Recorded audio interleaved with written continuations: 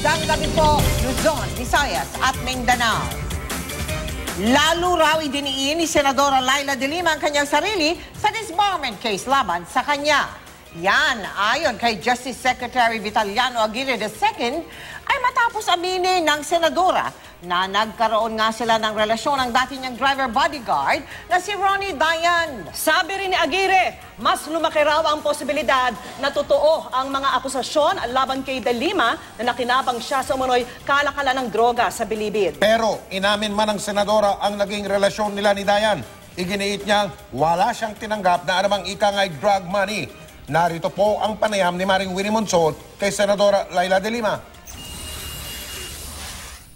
Remember, after the news came out that you had a boyfriend and then there was a house in Pangasinan. Hindi po sa akin yon. Dati ko pong bodyguard yon. Dati ko pong driver bodyguard na naging close naman po ako sa kanya. Tumutulong-tulong din naman po ako sa kanya financially. Pero hindi yung gano'n na magpapatayo po ng bahay. Opo. Okay. The question that arises in the minds of everybody is, why did she fall for a driver bodyguard? I mean, you're so intelligent and you're so competent. What, made you fall for him? Frailties of a woman. Frailties of a woman. Yes. You mean to say propinquity? Call it whatever it is. How long did the affair last? A few years. You mean to say when you were Secretary of Justice? Or even before? A few years. I don't remember anymore whether it's before. But you broke up with him before running for the Senate? Yes.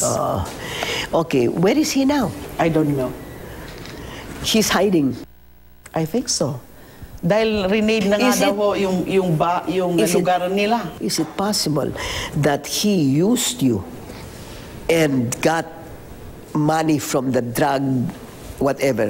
It's within the realm always of possibility. Okay. Pero alam niyo po, kung ginagawa niya ho yun, o kung ginawa niya ho yun, dapat ho napansin ko yun, no, nahalata ko yun.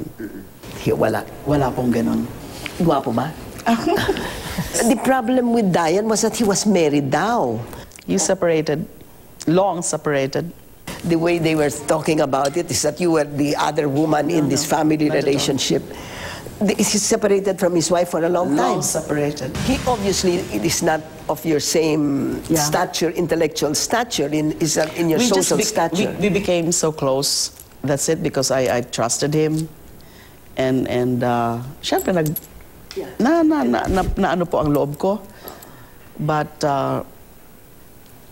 yung sinasabi po nila na posibleng naging bagman ko, as I said, within the realm of possibility, because sigurado lang po ako sa sarili ko 100%. Sigurado po ako sa sarili ko 100% na wala po akong tinatanggap. At wala po akong papayagan na magiging bagman ko, sino man siya. Hindi mo nahalata na maybe he was, wearing nice clothes, the signs of money? Hindi naman po. Wala po akong ganon na mga nahalata sa kanya. In the same manner, na ganon din po yung mga... Kasi hindi lang po siya yung tinuturo ko na alleged bagman eh. Hindi lang po siya. Kundi yung... Meron din nagsabi, among those so-called witnesses, na yung si Jonel Sanchez, naging bagman ko daw. Meron din nagsabi na nag-ano sa akin si JB Sebastian. Wala ko sa kanila ang mga naging bagman ko. As far as I know, dahil wala akong inutusan na maging bagman. At I will never do that.